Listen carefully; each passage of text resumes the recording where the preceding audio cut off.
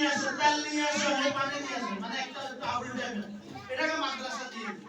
যেটা চালাক এটাকে স্কুলে দিয়ে দিই। কেমন বেইনসাফি কাজ করে দেখেন।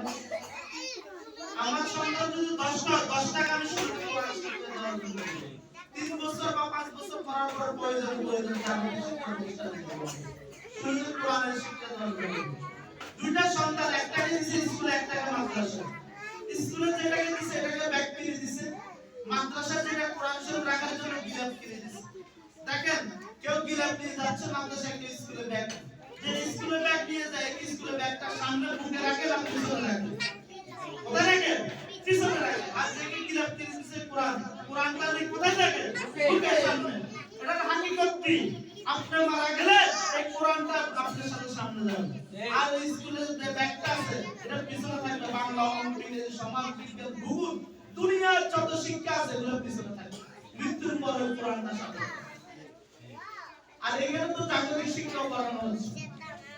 এজন্য আমরা সন্তানদেরকে কোরআন শিক্ষার জন্য এখানে দিয়েছি, জাগতিক শিক্ষা প্রতিষ্ঠানের জন্য দিয়েছি। আমি কোনো লম্বা চড়া কথা বলবো না।